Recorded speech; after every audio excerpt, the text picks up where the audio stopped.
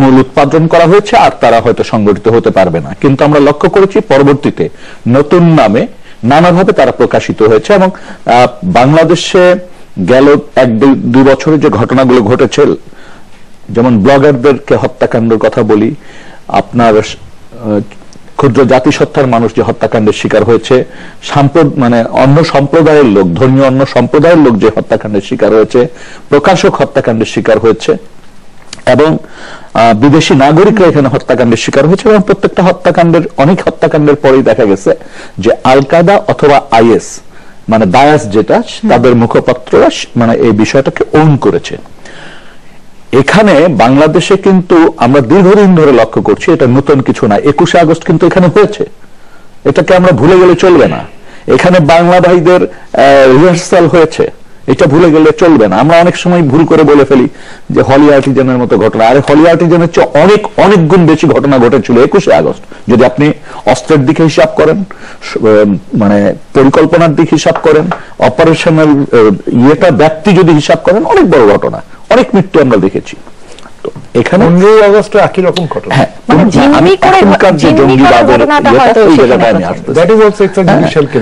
আমি ওই জায়গায় যাচ্ছি না, আমি জঙ্গিবাদ দিয়ে যে ঘটনাগুলো হচ্ছে, ধর্মীয় জঙ্গিবাদ, ওইটা হচ্ছে আসল জঙ্গিবাদ, যেটা ধর্মীয় জঙ্গিবাদ নিয়ে আমি বলছি। তো সেইখানে আমরা এই জিনিসগুলো লক্ষ্য করে এসেছি।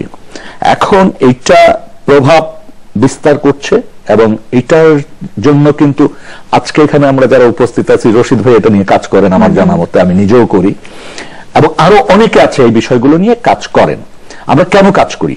ওদের ওই অবস্থান আছে বলে কাজ করি। হয়তো আমাদের কাজের কৌশলগত ভিন্নতা থাকতে পারে। কেউ হয়তো আমরা মনে করছি যে এই মুহূর্তে জঙ্গিদের মোকাবেলায় সশস্ত্র পন্থাটাই হচ্ছে একমাত্র পথ, কেউ আমরা মনে করছি ডিরাডিকালাইজেশনের বিষয়টাকে প্রাধান্য দিতে হবে, কেউ মনে করছি যেটা একটা সমন্বয় থাকতে হবে, একটা কেন্দ্রীয় কাউন্সিল হইতে হবে, সরকার বেসরকার মিলে।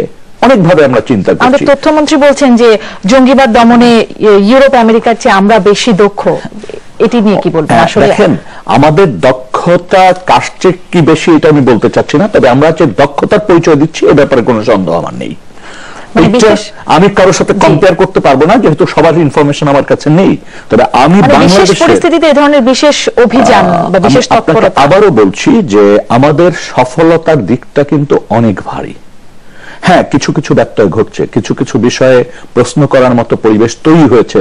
যেমন কোর্টে দাঁড়িয়ে যখন একজন সংক্ষুব্ধ ব্যক্তি বা একজন বন্দী যখন বলে আমাকে আটক করা হয়েছে আরো আগে, ওই বিষয়গুলো অবশ্যই আমাদেরকে ভাবতে হবে। আমি জমির আপনার কাছ থেকে এবার জানতে চাই। আচ্ছা, আমি আপনাকে ধন্যবাদ দিই যে আমাকে পারমিশন দিয়েছেন ওনার দুজনের সাথে কথা বলার পরে আমাকে ইয়ে করার। আমি দুটো জিনিস জিজ্ঞেস করবো যে এক্সট্রা জুডিশিয়াল কিলিং শব্দটা আমার মনে আছে কিছুদিন আগে আমি ইউরোপে একটা মিটিং এ গেছিলাম, সেখানে আলোচনার প্রেক্ষিত ছিল এক্সট্রা জুডিশিয়াল কিলিং। তো যেহেতু আমার একটা বই আছে human rights issues international law, যেটা পড়ানো হয় বিদেশে বহু ইউনিভার্সিটিতে, তো ওরা আমাকে জিজ্ঞেস করতে, আমি বললাম দেখো আমাকে একটা উদাহরণস্বরূপ, আমি তো বুঝি টুঝি না, অনেক মানে যতটুকু বোঝা উচিত ততটা বিজ্ঞ নই আমি। তা আমাকে বলে যে ড্রোন অ্যাটাক যেটা করো তোমরা, ড্রোন অ্যাটাক করে তোমার আফগানিস্তানে তার গত 13 মাস, যখন বলছি তার 13 মাস মধ্যে 4332 জন লোক civilians they were killed through drone attacks. Because why? যে অ্যালেজড টেররিস্ট, অ্যালেজড, যাকে কিনা কোনো কারণে, যে কারণেই হোক, তাকে সেই সম্ভাবনা দেওয়া হয়নি to appear in front of the court and to seek a legal redress to defend himself. তো তুমি বলছো আমি চোর, আমার অধিকার আছে কোর্টে যাওয়ার, সমর্থনের কোনো সুযোগ ছিল না। আমি আরো বললাম তার 14.5 মাস আগে ওই পিরিয়ডে 11,921 জন civilians were killed in Iraq through drone attacks. আমি আরো পয়েন্ট আউট করলাম in Yemen nearly 732 had been killed civilians. বিশেষ করে অনেকে আবার আছে মহিলা এবং শিশু যারা কোনো অনেক সময় ছিল যে বিয়ে বাড়ি হচ্ছে সেখানেও অ্যাটাক হয়েছে। You must have also seen that. এটাকে তারা বলে কোলাটেরাল ড্যামেজ। এখন তখন তারা বলছে, সেই সূত্র ধরে বললাম যে তোমরা একটু আমাকে বুঝিয়ে বলো যে কোল্যাটারাল ড্যামেজ যে শব্দটা তোমরা ব্যবহার করো সেটা কি এই প্রেক্ষিতে এইটা ডেফিনেশনটা কি? মানে is it A definition which permits you to kill people from the air without sustaining a loss for yourself? কেন ড্রোন যেটা যাচ্ছে সেখানে তোমাদের কোনো লোকজন নেই, ওপর থেকে তুমি কন্ট্রোল করছো আমেরিকা ফ্লোরিডা থেকে কিংবা যে কোনো জায়গা থেকে হোক, এবং ওখানে দেখছো ওই লোকটা মেরে ফেললে তাকে, এখন ওর নামে মারতে গিয়ে চারিপাশে লোকে তারাও মরে গেল। তো এই যে বিচার বহির্ভূত বলতে তোমরা বলছো, বিচার বলতে কি বোঝায়? Prosecution plus defence. So where is the defense part in this process? তো আমরা কি তার মানে তোমাদের আসল সাগরেদ হয়েছি, শিখছি তোমাদের কাছ থেকে কি করে করতে হয়? আর তোমরা কি বলছো যে তোমাদের সুন্দরভাবে তোমরা গণতান্ত্রিক একটা পরিস্থিতি সৃষ্টি করেছো ইরাকে বা আফগানিস্তানে, তার জন্য জান দিয়ে তোমরা $1 ট্রিলিয়ন খরচা করেছো ইরাকে, এবং তোমাদের অনেক সোলজারও মারা গেছে, তাহলে তারা করলে ঠিক আছে, আমরা করলে না? আমি বললাম যে তোমরা কি সত্যি বিক্ষুব্ধ? কারণ তোমরা দেখছো তোমরা যত লোক মারতে পেরেছো আমরা যত মারতে পারিনি। আমরা বছরের শেষে দেখা গেল মাত্র 190 জন বলছে তোমরা মেরেছি, তাহলে ইট শুড হ্যাভ বিন 19,000। তাহলে তোমরা খুশি হতে পারো, হ্যাঁ এখন হচ্ছে আসল ডেমোক্রেটিক স্টেট, তাই না? আচ্ছা, আমি এটা ভুলে যাচ্ছি। দ্বিতীয় জিনিসটা হচ্ছে আমি বলবো, আমি ওনাকে এখন যেটা বলছি, আমরা কেন তাদের অবস্থান নিয়ে প্রতিবেদন করি না? মানে তারা যদি আমার সেই কথাটা আমি আসছি, সেটা হচ্ছে হিউম্যান রাইটস ওয়াচ। আমি মনে আছে যখন আমি পলিটিক্যাল অ্যাসাইলাম নিয়ে আমি 71 সালে বিলেতে ছিলাম, আমি আর আমার স্ত্রী, we had quit the Pakistan Foreign Service and we had come to London and we were, তখন আমার অত্যন্ত ঘনিষ্ঠ বন্ধু যে আমাকে সাহায্য করলো was Ian Martin, Amnesty International. He started Amnesty International. He was later on Under Secretary General of the United Nations. He came to Nepal to organize for the elections in Nepal. আমার এখনো মনে আছে যে পরবর্তীতে আমি জিজ্ঞাসা করলাম যে মানবাধিকার সংরক্ষণে তথ্য অধিকার আইন যেটা আমরা প্রবর্তন করেছি, রাইট ইনফরমেশন অ্যাক্ট, তার মাধ্যমে প্রশ্ন করা যায়, জবাব পাওয়া যায়। এবং আমি বললাম যে তোমাদের বিলেতে তারা বহু কষ্ট করে 2000 সালে, America joint in 1966, Britain joined the freedom information process in 2000। সেখানে দেখা গেল ভাগাভাগি হয়ে গেল, স্কটল্যান্ড নিজের অ্যাক্ট, ইংল্যান্ড, নর্দার্ন আয়ারল্যান্ড বা ওয়েলস আলাদা অ্যাক্ট। সেখানে প্রশ্ন হচ্ছে ব্রিটেনে যদি কেউ কোনো কিছু তথ্য জানতে চায় কোনো ব্যাপারে, there is something called, আমরা তোমাদের তথ্য পেয়েছি কি পাইনি সেটার ব্যাপারে আমরা তোমাদেরকে we will neither confirm nor deny, NCND principal. তখন NCND প্রিন্সিপাল যদি হয়, আমি গেছিলাম ওদের হোম মিনিস্ট্রিতে, হোম সেক্রেটারির সাথে দেখা করেছিলাম, তখন আমি chief information commissioner. Then I went also in the foreign legal advisor, then also a lawyer. আমি বললাম তোমরা যদি এইভাবে এই প্রক্রিয়া চলো, তোমাদের এখানে কিছুদিন পরে রাইট হবে। আর হলো তো হলো, আমি বলার 14 না 15 দিন পরে ওই যে ব্রিক্সটনে যে রাইটটা হলো মনে আছে? এখন তার কিছুদিন পরে নরওয়েতে ওই লোকটা রেগে মেগে 54 জনকে খুন করে ফেললো, তাই না? আমি শুধু এই অনুরোধ করব যে মানবাধিকার আছে কি নেই এটার বিবেচনা করা, এটার উপর জাজমেন্টে বসা প্রত্যেক মানুষের আছে, because we are all part of this creation, God's creation. আমাদের হিউম্যান রাইটস ওয়াচ আমাদেরকে বলবে আমরা কোন দিকে যাচ্ছি কোন দিকে যাচ্ছি না। কিন্তু আমাদের এখানে যে আমি অত্যন্ত শ্রদ্ধার সঙ্গে জানাচ্ছি, we have some very good non governmental organisation যারা কিনা এখানে মানবাধিকার নিয়ে কাজ করছে, they are doing a very good job. তাদের উচিত হবে বর্তমান প্রেক্ষিতে বহির্বিশ্বে কিভাবে মানবাধিকার সংরক্ষণ করা হচ্ছে, তুলে ধরা হচ্ছে, পার্টিকুলারলি আমি একটা আর্টিকেল লিখেছি কদিন পরে বেরোবে, তাদের মানবাধিকার পরিস্থিতি যেন আমরা প্রতিবেদন, পপুলিজম যে দক্ষিণপন্থী যারা আসছে, বিরতিতে যাব, অস্ট্রিয়াতে, জার্মানিতে, নেদারল্যান্ডসে, এই পপুলিজম ফ্রান্সে, তারা কিভাবে মানবাধিকার সংরক্ষণ করছে এটা নিয়ে প্রতিবেদনের কথা এইটা আমি যাচ্ছি যে আমরা একটু লেখা উচিত। আমরা একটা বিরতি সময় গেছে, তো বিরতি থেকে ফিরে আসি, দর্শক সাথে থাকুন, একটা বিরতির পরে ফিরে আসি। আমি জানি কিন্তু সরকার তো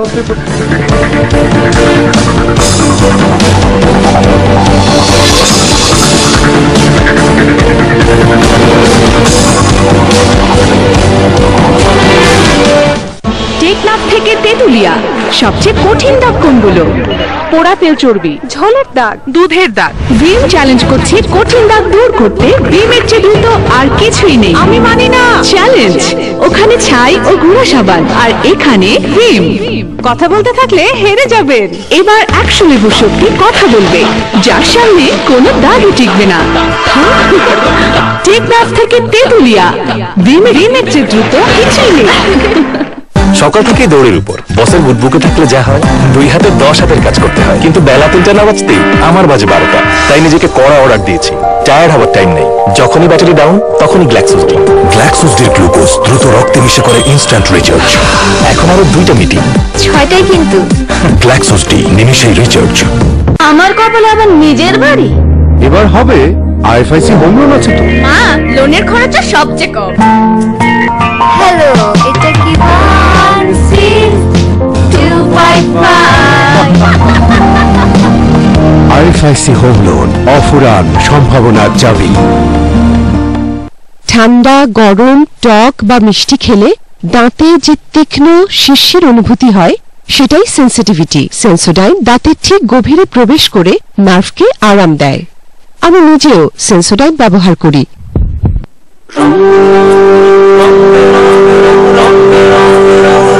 এই একটা আজব দুনিয়াদারি, রং রং রং বেরং ঝকমারি, রশ্মি রশ্মি রঙিরে দে মন বাড়ি, খোল শত রঙের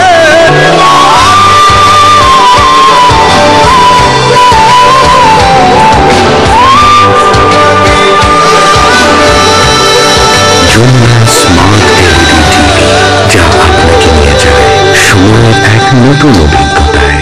যমুনা, প্রাউডলি চেঞ্জিং বাংলাদেশ। আপনার সাবান কি ত্বকের জন্য রুক্ষ? আমরা হারমিট ও নাটাশার সাবান লিটমাস টেস্টে চেক করলাম। যদি পেপার নীল হয়ে যায়, তাহলে সাবানটি রুক্ষ। নাটাশা বেছে নিল তার প্রিয় স্যান্ডেল সোপ। লিটমাসটি নীল হয়ে গেল, আর ডাভ বার রং একটু বদলায়নি। 1/4 ময়শ্চারাইজিং ক্রিম সমৃদ্ধ ডাভ কোমল। বেছে নিন সেই হাত যা কোমল। ডাভ। প্রচন্ড ভাইয়া, টিভিটা ছাড়েন, আর একটু পরেই আমাকে দেখাবে। সবাই খুব এক্সাইটেড। দুলাভাই শুনেন, রং নাম্বার? ব্যাপার না ব্রো, টিভিটা ছাড়েন, আমাকে দেখাবে। এই খবরদার, চ্যানেল চেঞ্জ করবি না। হ্যালো, হ্যালো, বলো। একটু ছাড়ো না টিভিটা। ওকে। ভলিউমটা বাড়া। বর্তমানে এই এলাকার তাপমাত্রা বিগত কয়েক বছরের রেকর্ড অতিক্রম করেছে। তোমার শার্টটা কিন্তু সুন্দর ছিল। 60 বছর লোক করছে। কথায় কথায় মুহূর্তগুলোকে অসাধারণ করে তুলতে বাংলালিংক দিচ্ছে ডেইলি টার্গেটের উপর 100% bonus. Just dial *166*36# Banglalink. Floral fusion oil সমৃদ্ধ লাক্স, অতুলনীয় মাদারে ছড়া ফুলের চেয়ে 2 গুণ বেশি পারফিউম। আমার সৌন্দর্যের রহস্য, লাক্স পারফিউম।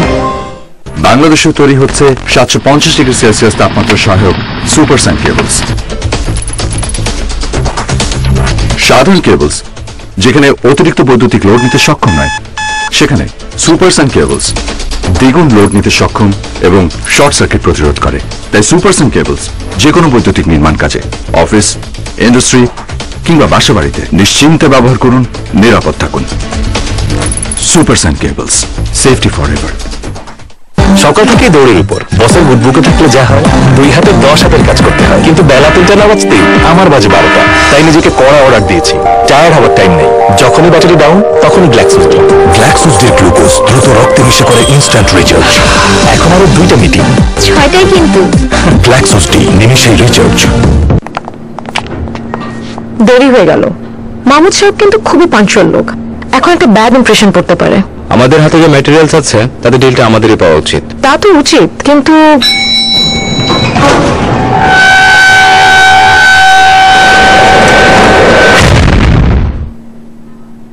এমন শকিং মুহূর্তে সাবধানতা দেয় নিরাপত্তা। ভূমিকম্পে স্থাপনা নিরাপত্তায় ব্যবহার করুন অ্যান্টি শক শক্তি সম্পন্ন RSRM X-Power TMT বার। ভারতকে যারা জয় করতে পথে নেমেছে, তারাই তো নাম্বার 1। এমন নাম্বার 1 মানুষদের জন্য আয়োডিন ও মিনারেলস এর সংমিশ্রণে 1 প্যাকেট নাম্বার 1 ভ্যাকুয়াম সল্ট ও সয়াবিন অয়েল। নাম্বার 1 এর জয় সব সময়। বাংলাদেশে তৈরি হচ্ছে 750 ডিগ্রি সেলসিয়াস তাপমাত্রা সহায়ক সুপার সান কেবলস। সাধারণ কেবলস যেখানে অতিরিক্ত বৈদ্যুতিক লোড নিতে সক্ষম নয়, সেখানে সুপারসান কেবলস দ্বিগুণ লোড নিতে সক্ষম এবং শর্ট সার্কিট প্রতিরোধ করে। তাই সুপারসান কেবলস যে কোনো বৈদ্যুতিক নির্মাণ কাজে, অফিস, ইন্ডাস্ট্রি কিংবা বাসা বাড়িতে নিশ্চিন্তে ব্যবহার করুন, নিরাপদ থাকুন। সুপারসান কেবলস, সেফটি ফর এভার। বাংলাদেশের আবহাওয়ার কথা ভেবে ভিশন এসে নিয়ে এলো ফোনওয়ে সুইং, যা ঘরের তপ্ত বাতাসকে মুহূর্তে ঠান্ডা করে পৌঁছে দেবে প্রতিটি কোণায়। এর 6-in-1 ফিল্টার দেবে বিশুদ্ধতা আর কোমল ঘ্রাণ। ইজি ইনডোর মেইনটেনেন্সের মাধ্যমে সহজ হাতে করে ফেলুন সব ক্লিনিং। ভিশন এসি, সুস্থতা ও আরামের নিশ্চয়তা। আমার কপালে আবার নিজের বাড়ি। এবার হবে আইএফআইসি হোম লোন আছে তো। লোনের খরচটা সবচেয়ে কম। হ্যালো, এটা কি ভানসিস 255? আইএফআইসি হোম লোন, অফুরান সম্ভাবনার চাবি। হ্যালো বিলকিস, যে মন খারাপ করেছো? কাশি শুনেই তো চলে আসবো। আর শোনো, বাচ্চাটার নাম রেখো সেতু। কি ব্যাপার রফিক, তোমার তখন তোমার স্ত্রীর কাছে থাকার কথা ছিল। জি স্যার, অসুবিধা নেই, বাড়িতে লোকজন আছে। তারপরও বাবা হিসেবে তোমার স্যার, এত বড় একটা দায়িত্ব শুধু আমরাই পাইছি। কত কাজ ফ্যাক্টরিতে, তিনটা ব্রিজ, মনে হতেছে নিজের জন্য না, কাজ করতেছি দেশের জন্য। আর এই গর্ব ছেড়ে মনে চাইতেছি না স্যার বেশি করে। কিন্তু তোমার ছুটি তো পাস হয়ে গেছে। ক্যান্সেল করে দিন স্যার। স্যার আমার তো ক্যান্সেল করে দেন। সূর্য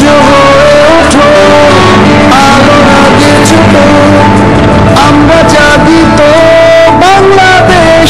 সর্বাধুনিক জার্মান পলিকন প্রযুক্তিতে তৈরি শুধুমাত্র ফ্রেশ সিমেন্টের উপর আস্থা রেখে নির্মিত হচ্ছে তিনটি গুরুত্বপূর্ণ ব্রিজ। দেশ ও দেশবাসীর এতটা আস্থা অর্জনে আমরা সত্যি আনন্দিত। Fresh cement, high performance cement.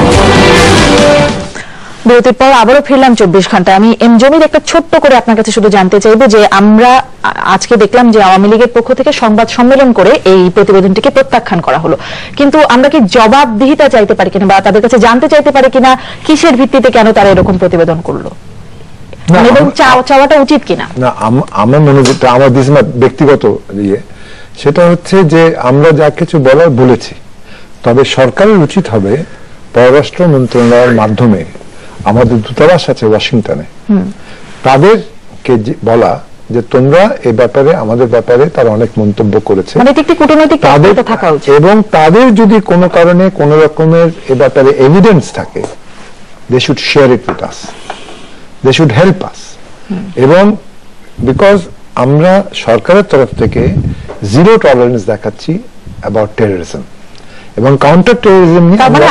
আমার আসলে এখানেই জানবার ছিল যে তাদের কাছেও এই বিষয়টা জানতে চাওয়া উচিত সরকারের পক্ষ থেকে, কূটনৈতিক তৎপরতা। আমি এবারে এই প্রশ্নটি জানতে চাই মেজর জেনারেল আব্দুর রশিদ আসলে কেন, তাদের উদ্দেশ্যটা কি? তারা তাদের দেশে, যেটি নিয়ে আমরা বলছিলাম যে তাদের দেশে এরকম, তারা যখন ড্রোন হামলা করছে, তাদের দেশে যখন হেট ক্রাইম হচ্ছে, বর্ণবাদ, সাম্প্রদায়িকতা যখন তাদের দেশে আছে, সেটি নিয়ে আমরা তো কোনো প্রতিবেদন করছি না, তারা কেন করে? এটি হচ্ছে সবচেয়ে বড় প্রশ্ন। তার আগে একটি কথা বলতে পারি যে এটি নিয়ে আমরা যত কথা বলছি, এই আপনি 2015 সালেরটা যান, একই রিপোর্ট, ওটার কিছুটা ডিক্টো কপি, 14টাও একই রকম, তাই না? 14টা একই রকম। আপনি যদি ভারতে যান, ভারতেরটা দেখেন, দেখবেন যে এক্সট্রা জুডিশিয়াল কিলিং এগুলো দিয়ে ভরে রেখেছে। তারা তাদেরটা বলবে না, কারণ এখানে যেমন তারা বলছে যে human rights organisations of the media outlets claim that যে 150 জন এক্সট্রা জুডিশিয়াল কিলিং হয়েছে। ওরা বলছে যেটা তারা বলছে এক্সট্রা জুডিশিয়াল কিলিং, দায় সে নিতে চাচ্ছে না। এখন যদি আমি আমেরিকার সাইটে যাই, আসার আগে একটা সাইটে ঢুকলাম, killbypolice.com, তারা বলছে যে এই বছরে killbypolice.com, he will be aware of it, ওরা একটা হিউম্যানিটেরিয়ান আছে যে tracks the police killing 139 in this year, মানে ইটস বিগিনিং, এখনো তো 3 মাস হয়নি। তো সেখানে ওটা কি, তো ওটাকে কিল বাই পুলিশ হলে তারা যে টার্মটা ব্যবহার করে, তারা বলে justified homicide, I am sure he will bear me out. ওরা আমাদের ক্ষেত্রে বলছে extra judicial killing, it's other the same thing. এখন প্রশ্ন হলো, আমাদের এখানে যেখান থেকে সে ডেটাটা নিচ্ছে, আমাদের এখানে যারা ওই যে বলেছে কিছু অর্গানাইজেশনস ইতিমধ্যে পত্রপত্রিকা এসেছে, এটি সত্যি, অধিকার এরা কারা? এই অধিকার হেফাজতের সমাবেশ নিয়ে কি মিথ্যাচার করেছে। তো সেই মিথ্যাচারের সাথে তার ব্ল্যাক লিস্টেড হওয়ার কথা, যে ওটি যে তার ক্রেডিবিলিটি লস করেছে, যে একটি পলিটিক্যালি মোটিভেটেড হয়ে সে ফিগারকে এত বেশি এক্সাজারেট করেছে এবং এখানে সে এভিডেন্স যোগ করেছে।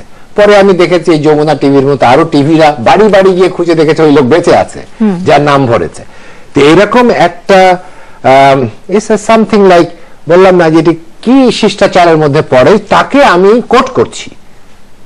এর চেয়ে দুঃখজনক কি থাকতে পারে? তো বাংলাদেশে এটি বলছি যে আমরা দ্বিতীয় বিশ্বযুদ্ধের পরে যে কলোনিয়ালিজম, যেটা সরাসরি ভাবে দেশকে, আমাদের মতো উঠতি দেশকে নিয়ন্ত্রণ করার সুযোগটা হারিয়ে গেলে তখন এটিকে করা হলো যে এই সব দেশগুলোকে নিয়ন্ত্রণ করতে হলে কিছু আন্তর্জাতিক আইন করতে হবে, আন্তর্জাতিক সংস্থা করতে হবে, যাতে এই সব সরকারগুলোকে নিয়ন্ত্রণ করা যায়।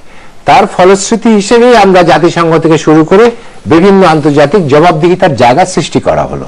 তাহলে কি হচ্ছে, দেশের যে ফ্রিডম, সভারেন ডিসিশন মেকিং, এখানে সাবডিউড হয়ে গেল একটা ইন্টারন্যাশনাল কনভেনশন বা কিছু একটা দ্বারা। তখন এটি তারা ব্যবহার করত, কিছু আপনি থেকে বেরিয়ে গেলে বলতো যে তুমি international convention ভেঙেছো।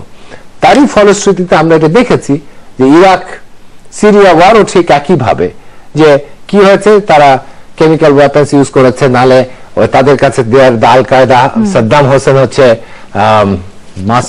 WMD weapon of the mass destruction বানিয়েছে। এইসব ভুল তথ্য দিয়ে ওই আন্তর্জাতিক জবাবদিহিতাকে ব্যবহার করে তারা আমাদের মতো যারা দেশ আছে তাদেরকে নিয়ন্ত্রণ করতে চায়।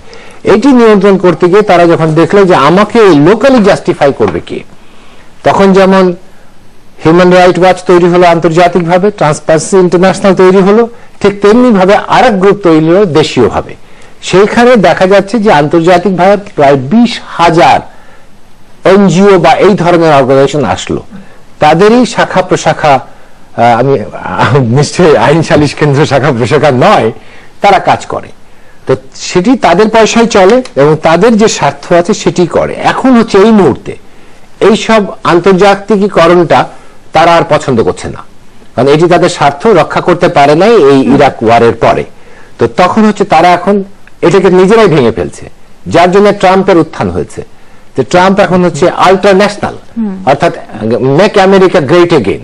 সো হি সেড আমি এখন আমেরিকা দেখতে চাই, এরা সবাই ভালো থাকুক। তো এই যে কনজারভেটিভ পলিসিটা যখন নিল, তার মানে ইন্টারন্যাশনালিজম ভেঙে পড়ছে, গ্লোবালিজম ভেঙে পড়ছে। এখন ভেঙে পড়ছে। এই প্রতিবেদনটি তো আসলে ওবামার আমলের করা প্রতিবেদন, 2016 যে প্রতিবেদনটি, তার মানে কি পরের প্রতিবেদনটি আরো খারাপ হতে যাচ্ছে ট্রাম্পের আমলের? এই স্পেসিফিক কথা আমি যেতে চাচ্ছি না, আমি বলছি যে উদ্দেশ্য হচ্ছে এটি। এখন ওরা যে প্রতিবেদনটা বানানোর ফলে কি হচ্ছে, যেসব তাদের জিওপলিটিক্যাল ইন্টারেস্ট থাকে, যে ইরাক যে ওয়েপন অফ মাস ডিস্ট্রাকশনে যাচ্ছিল, তাদের ইন্টেলিজেন্স দিয়ে তারা ওটাকে বলেছে। তো ওরা এইসবের রিপোর্টের ভিত্তিতে তারা একটি দেশকে এক একভাবে চিহ্নিত করে। আপনি বলছেন খবরদারি বা আমাদেরকে নিয়ন্ত্রণ করা এবং খবরদারি বাড়ানোর জন্য। নূর খান, আপনার থেকে খবরদারি, আমি নূর খান আপনার কাছ থেকে পরিবর্তনের ক্ষেত্রেও তারা এগুলোকে ব্যবহার করে আন্তর্জাতিক চাপ সৃষ্টির ক্ষেত্রে। তারা হচ্ছে আন্তর্জাতিক, যদি আমরা বেশি বিদেশ মুখাপেক্ষী থাকি, যদি এইড লাগে, 1974 সালে আপনি জানেন যে বাংলাদেশের খাদ্য PL 480 অনুসারে দেয়া হয়নি। 1974 সালে যেহেতু বাংলাদেশ কিউবার কাছে পাটের বস্তা বিক্রি করেছিল $5 মিলিয়ন। এখন এই সাহায্যের কথা নূর খান আপনার কাছ থেকে জানতে চাই, যে তারা বরাবরই বলছে এই IS এর সম্পৃক্ততা, বাংলাদেশে জঙ্গি হামলা বা যে কোনো তৎপরতার ক্ষেত্রে তারা এই বিষয়টি বলে যাচ্ছে এবং তারা সহযোগিতা করতে চাইছে। বাংলাদেশ বারবার প্রত্যাখ্যান করছে, তারপরেও তারা এই অভিযোগ তুলে এবং সহযোগিতা করতে চাইছে। বারবার তারা কেন সহযোগিতাই বা করতে চায় আমরা প্রত্যাখ্যান সত্ত্বেও? তাদের এত গায়ে পড়ে সহযোগিতা করবার জায়গাটা কেন? সহযোগিতার বিষয়টা তার স্বার্থ জড়িত, কারণ এখন কিন্তু এই যে টেরোরিজমের রূপ আমরা দেখছি, সেটা কিন্তু আর ভৌগোলিক কোন সীমারেখার ভিতর সীমাবদ্ধ না। এবং এই টেরোরিজম জন্মের জন্য কিন্তু বাংলাদেশ দায়ী না, এটা কিন্তু বৈশ্বিক। বাংলাদেশ হয়তো কিছু কিছু ছোট ছোট বিষয়ের কারণ থাকতে পারে, কিন্তু পুরাটা গ্লোবাল ইস্যু। এবং এইখানে তার নিরাপত্তার স্বার্থেই কিন্তু সে এখানে আঘাতটা দিতে যাচ্ছে। আর আমার নিজস্ব হিসাবে সেটা হচ্ছে, আমরা প্রায় ধরেন 93-4 থেকে এটা খেয়াল করছি, যখন আল কায়দার জন্ম, তার পরপরই। এবং এখানে যে সব সময় আল কায়দার একটা যোগাযোগ ছিল এই ব্যাপারে, মানে ভুললে চলবে না। এখানে আল কায়দার যোগাযোগের ভিত্তিতেই কিন্তু হরকাতুল জিহাদের জন্ম। এখানে এখন যে নব্য জেএমবি যেটাকে বলছি, সেই নব্য জেএমবির সাথে কিন্তু আন্তর্জাতিক বিভিন্ন সন্ত্রাসী গোষ্ঠীর সাথে যোগাযোগ রয়েছে, এটা তারাই ক্লেম করেছে। সুতরাং এই জায়গাগুলিকে আমরা তারা আমাদের চাপিয়ে দিচ্ছে বিষয়টা তা না, বিষয়টা হচ্ছে বাস্তবতা। এখন এই বাস্তবতার নিরিখে আবারও বলি, এইটার জন্য দায় কিন্তু আমার একার না, বা এইটা তৈরিতে আমি না, বরং তাদের বিরুদ্ধে অনেক অনেকগুলো বিষয় রয়েছে। সুতরাং হ্যাঁ, অনেগুলো বিষয় আছে। এখন এইটাকে কে কিভাবে কাজে লাগাবে সেটা, সেই ক্ষেত্রে আমাদেরকে অবশ্যই সতর্ক থাকতে হবে এবং আমাদের রাষ্ট্রকে, আমার রাষ্ট্র যারা পরিচালনা করেন তাদেরকেও সতর্ক হতে হবে। আমার কথা হচ্ছে, আমরা সব আলোচনা ছেড়ে দিয়ে লাভ নেই, তো কিছুটা আমাকে গ্রহণ করতেই হবে যে হ্যাঁ, আমার নির্মোহভাবে যদি এখানে কোনো ত্রুটি বিচ্যুতি থাকে সেই জায়গাগুলি আমার রিপেয়ার করতে হবে। আমি কিন্তু এই ব্যাপারে কোন রকম মনে করি না যে আমি ডিনাই করবো। আমি একটা বিরতি নিয়ে সেই বিষয়গুলো জানবো নিশ্চয়ই। দর্শক সাথেই থাকুন, একটা বিরতির পরেই ফিরছি।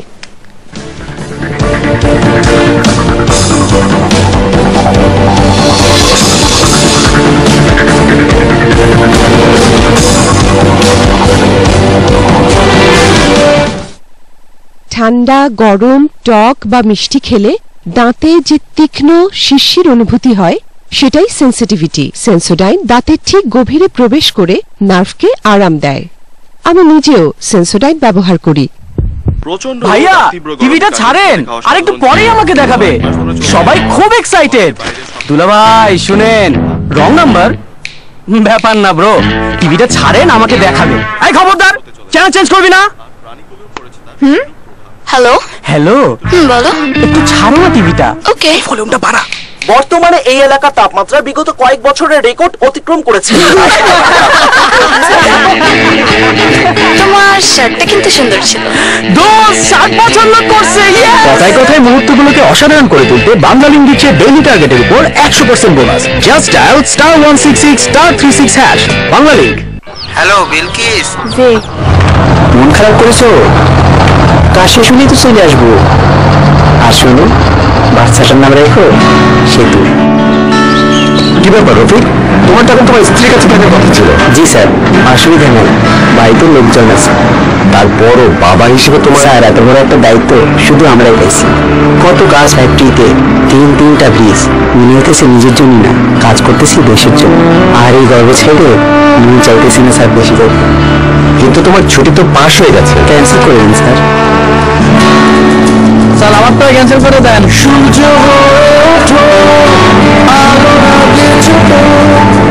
আমরা জাগিত বাংলাদেশ। সর্বাধুনিক জার্মান পলিকন প্রযুক্তিতে তৈরি শুধুমাত্র ফ্রেশ সিমেন্টের উপর আস্থা রেখে নির্মিত হচ্ছে তিনটি গুরুত্বপূর্ণ ব্রিজ। দেশ ও দেশবাসীর এতটা আস্থা অর্জনে আমরা সত্যি আনন্দিত। Fresh cement, high performance cement. No risk no gain. আর এটাই আমার লাইফস্টাইল। যেখানেই রিস্ক সেখানেই আমি। লাইফে রিস্ক নিয়ে কখনো ধরা খাইনি, নেভার। বাট SWR পাইপে ধরা খেয়ে গেলাম। প্রথমে ভেবেছিলাম SWR পাইপ মানে SWR পাইপই, পরে বুঝলাম SWR পাইপ মানে শুধুই RFL। টাইটানিয়াম ডাইঅক্সাইড সমৃদ্ধ RFL SWR পাইপ শীত গ্রীষ্ম বর্ষায় থেকে অটুট, বছরের পর বছর আপনার বাড়িকে রাখে সুরক্ষিত আর আপনাকে রাখে ভাবনাহীন। RFL SWR পাইপ বাড়ির সুরক্ষায় একেবারে ফিট। আমরা ভাবি আমাদের উজ্জ্বলতা সময়ের সাথে হারিয়ে যায়, যা এখনো আছে ত্বকের ডেড স্কিন সেলসের নিচে। পন্ডস হোয়াইট পিজি ফেস ওয়াশ ত্বকের ভেতরে গিয়ে ডেড সেলস দূর করে আর বের করে আনে নতুন হোয়াইট সেলস। এখন আমরা আবার ফিরে পেতে পারি আমাদের উজ্জ্বলতা। এই হলো পন্ডস এর মেকার। বৃক্ষ তোমার নাম কি? কাঠেই পরিচয়। কাঠের মতো কাঠ পেতে নজর রাখতে হয়। কাঠ হারাবার ভয়, তাই সাথে না থাকলে নয়, থাকলে নয়, আর সাথে না থাকলে নয়। আসল কাঠের জন্য কাঠে মুখে না ঘুরিয়ে দিন প্রোটেক্টর উডেনডোর 100% ট্রিটেড এবং সিজন। এর ফুল সেল প্রেশার ট্রিটমেন্ট নিশ্চিত করে দীর্ঘস্থায়িত্ব। প্রোটেক্টর উডেনডোর, কথায় নয় কাঠে বিশ্বাসী। টেকনাফ থেকে তেতুলিয়া সবচেয়ে কঠিন দাগ কোনগুলো? পোড়া তেল চর্বি, ঝোলের দাগ, দুধের দাগ। ভিম চ্যালেঞ্জ করছে কঠিন দাগ দূর করতে ভিমের চেয়ে দ্রুত আর কিছুই নেই। আমি মানি না চ্যালেঞ্জ। ওখানে ছাই ও গুঁড়ো সাবান, আর এখানে ভিম। কথা বলতে থাকলে হেরে যাবেন। এবার 100 ইবু শক্তি কথা বলবে, যার সামনে কোনো দাগও টিকবে না। টেকনাফ থেকে তেতুলিয়া, ভিমের চেয়ে দ্রুত কিছুই নেই। সকাল থেকে দৌড়ের উপর, বসের বুকে থাকলে যা হয় 2 হাতে 10 হাতের কাজ করতে হয়, কিন্তু বেলা 3টা না বাজতেই আমার বাজে 12টা। তাই নিজেকে কড়া অর্ডার দিয়েছি, টায়ার্ড হওয়ার টাইম নেই। যখনই ব্যাটারি ডাউন তখনই গ্ল্যাক্সোসডি। গ্ল্যাক্সোসডির গ্লুকোজ দ্রুত রক্তে মিশে করে ইনস্ট্যান্ট রিচার্জ। এখন আরো 2টা মিটিং, 6টায় কিন্তু। গ্ল্যাক্সোসডি নিমিশেই রিচার্জ। একসাথে এতগুলো ফর্ম, একটাই ফোকাস কর, একটাই লাইফ, মাত্র একটা কাজ। সবই করব। হেয়ার স্টাইল করার ইচ্ছে মতন, যদি চুল হয় থেকে লং, কেরাটিন ইয়োগার্ট যুক্ত নতুন সানসিল্ক থেকে লং আমাকে দেয় 2 গুণ বেশি ঘন চুল। একসাথে এত সব? লাইফ তো একটাই, তাই বলে কি কাজের একটাই? 2 গুণ বেশি ঘন চুলে করো সবকিছু স্টাইলে। রোজ রোজ রুটিনের বন্দি, রোজই আছে তাই কোনো বন্দি। এভাবে ওভাবে সেভাবে স্কুল তো বাকি দিতেই হবে। ফাঁকি দিতে যেমন বাহানার অভাব নেই, তেমনি রোজ স্কুলে পাঠাতে আছে নানা রং ও ডিজাইনের আরএফএল টিফিন বক্স। আছে আরএফএল টিফিন বক্স, স্কুলে না এলেই লস। এসে গেছেন স্যার। এটা কিসের জন্য? এটা তো এমনি পেয়েছি। ভুলে গিয়েছিস? পাপের সাথে ফার্স্ট প্রাইজ পেয়েছিস। এখানে পাপের কি হবে তো চিকেন। কেমিস্টার চিকেন এখন একটু স্পেশাল চিকেন হয়ে যাক। ননি নতুন চিকেন নুডলস, এতে আছে চিকেনের স্পেশাল ফ্লেভার। মজা মজা চিকেনের স্বাদ।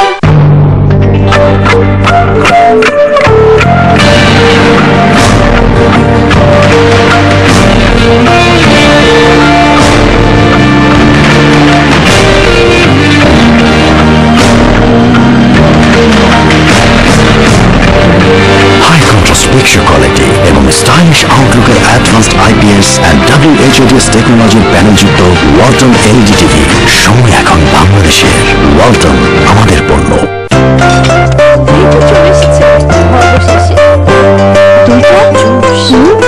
এটার সাথে এটা ফ্রি। এবার হাসি থাক সবার মুখে। এখন 7 2 লিটারের সাথে Pepsi 250 ml go pack free. I fill up. Shampoo বা কন্ডিশনার ব্যবহার না করলে প্রতিদিনই আপনার চুল হতে থাকে রুক্ষ আর অপুষ্ট। ডাভ কন্ডিশনারের 1/2 ময়েশ্চারাইজিং ক্রিম চুলের রুক্ষতা কমাতে সাহায্য করে এবং চুলকে করে 10 গুণ পর্যন্ত মসৃণ। প্রতিদিন চুলকে দিন ডাভ কন্ডিশনারের পুষ্টি। এখন ডাভ কন্ডিশনার পাচ্ছেন মিনি প্যাকেট মাত্র 4 টাকায়।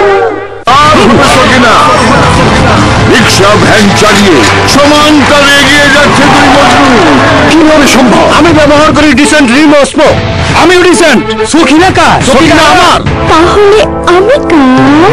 সম্পূর্ণ স্টেইনলেস স্টিলের তৈরি ডিসেন্ট রিমো স্পোক। কাটা কিংবা পেকে যাওয়ার ঝামেলা নেই। Dissent Rimo spoke.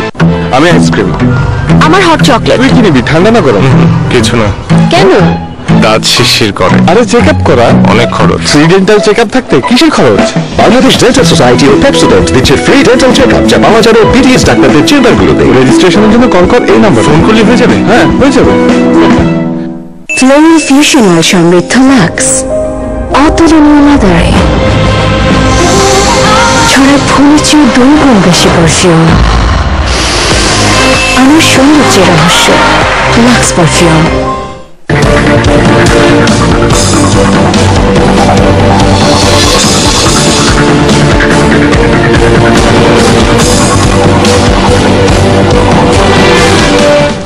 বিরতির পর ফিরলাম 24 ঘন্টায়। বিরতির আগে মেজর জেনারেল অবসরপ্রাপ্ত আব্দুর রশিদ, আপনি একটি শঙ্কার কথা বলতে চাইছিলেন, সেটির কথা জানতে চাই এবং সেই সাথে একটু এটাও জানতে চাই যে এই ধরনের প্রতিবেদন আন্তর্জাতিক অঙ্গনে আমাদের দেশের ভাবমূর্তির উপর কেমন প্রভাব ফেলে? যথেষ্ট প্রভাব ফেলে।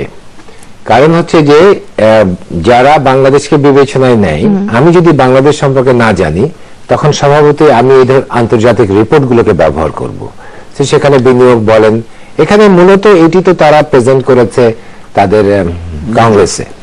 তো সেখানে মার্কিন কংগ্রেসের যে একটি বাংলাদেশের উপর ধারণা, সেটি একটি পরিবর্তিত ধারণা হচ্ছে।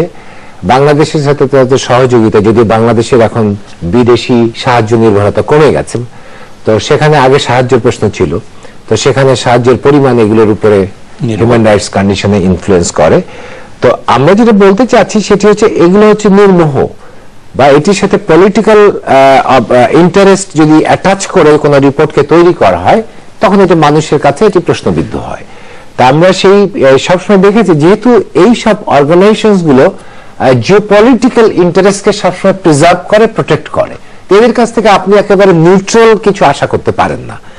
বাংলাদেশের যে সাকসেসটা যদি আমরা সবকিছু মিলিয়ে দেখি, যে আমাদেরকে যতগুলো বিদেশি প্রেসক্রিপশন দেওয়া হয়েছে তার অনেক প্রেসক্রিপশনে বাংলাদেশ শোনেনি। যেমন ধরেন কৃষি ভর্তুকি, তো কৃষি ভর্তুকি দেওয়াটা এটি হচ্ছে বিদেশি বিশ্ব ব্যাংকের শর্ত ছিল যে এটি উঠাতে হবে। আমাদের এই জ্বালানির ভর্তুকি ছিল, সেগুলোকে উঠাতে হবে। তো আমাদের সোশিও ইকোনমিক কন্ডিশনে হয়তো সরকার মনে করেছে এটা উঠালে আমাদের অগ্রগতি ব্যাহত হবে, তারা ট্রু হয়েছে। সেই বাংলাদেশ আজকে খাদ্য স্বয়ংসম্পূর্ণ হয়েছে। তো আজকে যে টেরোরিজমের যে ঝুঁকি বাংলাদেশে আছে, ঝুঁকি আছে আমরা বলছি, সেই ঝুঁকিকে বিভিন্ন মাত্রায় সবাই নিয়ে যায়, কিন্তু এই মাত্রা হচ্ছে একান্ত শঙ্কিত হওয়ার কিছু নেই, কারণ এটির বিরুদ্ধে যুদ্ধ করতে হবে, এটির বিরুদ্ধে এটির মধ্যে বেঁচে থাকতে হবে, ঝুঁকি যত কমানো যায়। এই বিষয়গুলো আছে একদমই। আমি যেখানে শেষ করছি সেটি হচ্ছে যে সংকটটা হলো এখানে যে স্ট্র্যাটেজিটা তারা আমাদের কাছে দিতে চায়। আমরা দেখেছি অনেক দেশে সেই জঙ্গি বিরোধী স্ট্র্যাটেজি জঙ্গি রাজে উস্কে দিয়েছে, তো পাকিস্তান ব্রেক করেছে। তারা তো হচ্ছে আন্ডার কনস্ট্যান্ট ওয়েস্টার্ন সাপোর্টে ছিল। তো এইরকম ভাবে আমাদেরকে সতর্ক থাকতে হবে যে আমরা প্রেসক্রিপশন দিলেই সেটি আমার জঙ্গিবাদকে বাড়িয়ে দেবে না আমার জঙ্গিবাদকে কমাবে, সেখানে একটা ট্রাস্ট থাকতে হবে। আমি যে দেশের সাথে অপারেট করব তার সাথে আমার আস্থা থাকতে হবে, বিশ্বাস থাকতে হবে। বিশ্বাসের জায়গায় না থেকে নজির বলছে যে বিশ্বাস রাখার মতো অবস্থা আসলে নেই খুব একটা। আমি আমি আশাবাদী লোক, যাদের যেসব দেশে ঢুকেছে জঙ্গিবাদ দমনে তাদের নজির, সেই নজিরগুলোর কথাই বলছিলেন নিশ্চয়ই। নূর খান, আপনার কাছ থেকে জানতে চাই যে যেটি আপনিও বলছিলেন যে প্রত্যাখ্যান করা কোনো সমাধান নয়, আমাদের দেশে মানবাধিকারের এই সমস্যাগুলোর কথা আপনিও স্বীকার করছেন এবং আইন ও সালিশ কেন্দ্রের প্রতিবেদনে এটি এসেছে। কেন আসলে আমরা এই যে অর্থনৈতিক উন্নয়ন যেমন সর্বমহলে স্বীকৃত হচ্ছে, মানবাধিকার পরিস্থিতির উন্নয়ন কেন সম্ভব হচ্ছে না? এখানে দেখেন অনেকগুলো কারণ বিদ্যমান রয়েছে। একটা হচ্ছে গ্লোবালাইজেশনের কারণে যে একটা উল্লঙ্ঘন ঘটেছে অর্থনীতিতে, সেটাকে অ্যাড্রেস করতে যেয়ে কিন্তু সমাজের ভিতরেও নানান রকম আপনার চাহিদা বেড়েছে, নানান রকম এক ধরনের দুর্নীতি বেড়েছে, তারপর অসহিষ্ণুতা বেড়েছে, এইটা একটা কারণ। আরেকটা জিনিস হচ্ছে যে আমাদের মনে রাখতে হবে যে আমরা কিন্তু একটা বিশেষ পরিস্থিতি মোকাবেলা করে এখন এগোচ্ছি। ধরেন জঙ্গির বিষয়টা যদি বলি, জঙ্গির বিষয়টা কিন্তু আমাদের এইভাবে মোকাবেলা করতে হবে, এটা কিন্তু 5 বছর আগে আমরা হয়তো এইভাবে ভাবিনি, আজকে যেভাবে আমরা ভাবছি। এক সময় ভ্যানিটি ব্যাগের থেকে গ্রেনেড বেড়েছে এরকম কথা আমরা কিন্তু শুনেছি, তার মানে কত হাস্যকর ভাবে আমরা নিয়েছিলাম। কিন্তু আজকের বাস্তবতায় দেখলাম যে না, আসলে জঙ্গিদের অবস্থান অনেক দৃঢ় এবং সেটাকে মোকাবেলা করার জন্য আমাদের সবাইকে একটা জায়গায় আসতে হবে। হয়তো পথ ভিন্নতা থাকতে পারে কৌশলের ক্ষেত্রে, কিন্তু আমরা তো সবাই একটা জায়গায় একমত, বাংলাদেশের মানুষ, অধিকাংশ মানুষ আমি বলবো যে এই ধরনের অপতৎপরতা কেউ পছন্দ করছি না আমরা। হয়তো সেখানে এক্স একভাবে চিন্তা করবে, ওয়াই আরেকভাবে চিন্তা করবে, কিন্তু মোকাবেলা করতে হবে, এটা মোটামুটি সবাই আমরা একমত। স্পন্সর করলে কেউ স্পন্সর করছে না, সেটা ভিন্নতা, সেটার বিরুদ্ধে আমাকে লড়তে হবে অধিকাংশ মানুষ। হ্যাঁ, আমি কিন্তু আপনাকে আবারও বলছি যে স্পন্সরশিপের বিষয় যদি হয় তাহলে অনেক আলোচনায় চলে যেতে হবে রশিদ ভাই, অনেক আলোচনায়। সেই আলোচনায় কিন্তু সমস্যা কিন্তু ওই জায়গায়, হ্যাঁ, নির্মোহ হওয়া খুব কঠিন হয়ে যাবে। তখন আবার দেখা যাবে যে আমাদের ভিতরে আরেক ধরনের নতুন পরিস্থিতি প্রশ্নের জন্ম দিবে। কারণ বাংলা ভাইয়ের সময় কিন্তু আমি ওই এলাকায় ছিলাম, আমি জানি কোন দলের কি ভূমিকা ছিল ওই দিন। কিন্তু এই নির্মোহ পর্যালোচনাগুলো কি আপনারা করেন না? অনেক ক্ষেত্রেই করা যাচ্ছে না। কেন যাচ্ছে না? এটা পরিবেশ পরিস্থিতি নানাবিধ কারণে। যেমন রশিদ ভাই একটা জিনিস বললেন না যে আমাদেরকে অনেক সতর্কতার সাথে আমাদের এগোতে হবে।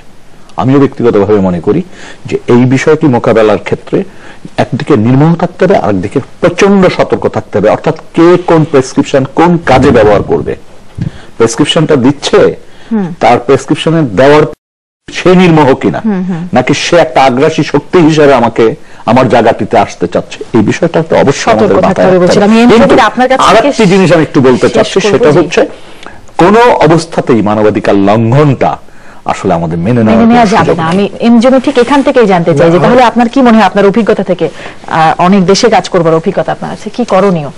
না, আমি বলি যে সেটা হচ্ছে অন্য দুজন খুব ভালো কথা বলেছেন। একটা যে মনে রাখতে হবে আমাদের সুশাসন প্রক্রিয়াকে ঠিক মতো যদি আমরা বাস্তবায়ন না করতে পারি, আর এনি কনটেক্সট, সেটা হচ্ছে স্বচ্ছতা সঙ্গে আসে দায়বদ্ধতা। দ্বিতীয়ত হচ্ছে রাজনীতির ক্ষেত্রে আমাদের মনে রাখতে হবে যে রাজনীতিটা এমন একটা জিনিস যেটা কিনা কখনো এটাকে ব্যবসায় পরিণত করা উচিত নয়। এবং as a result of that হচ্ছে কি একটা নৈতিক অবক্ষয় সৃষ্টি হয়। তখন কিন্তু সুপরিকল্পিতভাবে সহায়ক ভূমিকা পালন করে একটা পার্টিসিপেটরি এনগেজমেন্ট থাকে না। এখন এই যে আমাদের মধ্যে আজকে আমি বলবো, আমি আগেও একবার বলেছিলাম, স্রষ্টা করেন সৃষ্টি, তাই না? দুটোই দন্তেশ্ব। সহিংসতা দন্তেশ্ব, সহনশীলতা দন্তেশ্ব, সংবিধান দন্তেশ্ব। কিন্তু এই সকল জিনিস সমন্বয়করণ যদি করা হয়, এই যে হাতের তালু, আমি মনে আছে পোপ জন পল সাথে বসে আমি আলোচনা করছিলাম রোমে, যখন আমি রাষ্ট্রদূত ছিলাম 20 বছর আগে। সেখানে ওই হাতের তালুটা হচ্ছে স্রষ্টা, আর প্রত্যেকটা আঙুল ভিন্ন প্রকৃতির হলেও তারা ওর সঙ্গে সম্পৃক্ত। আমাদের এই যে শিক্ষা ব্যবস্থায়, আমাদের সোশিও মেট্রিক্স লেভেলে, সোশ্যাল এনগেজমেন্টের ক্ষেত্রে আমাদের সবাই যদি একত্রিত হই, তাহলে কিন্তু it is not a question, এই যে আমাদের জেন্ডার পার্টিসিপেশন যেটা, এই শিক্ষা ব্যবস্থা নিয়ে আসলে অনেক কথা বলবার আছে, পুরো জিনিসটা আমাদেরকে একত্রিত এগোতে হবে, না তাহলে আমাদের মধ্যে এই যে অন্তর্নিহিত দিকটা আছে, সেটার কারণে কিন্তু সন্ত্রাসী ভূমিকা। অসংখ্য ধন্যবাদ এম জমির, জনাব আব্দুর রশিদ এবং মোহাম্মদ নূর খান, আপনাদের তিনজনকেই। প্রিয় দর্শক, এতক্ষণ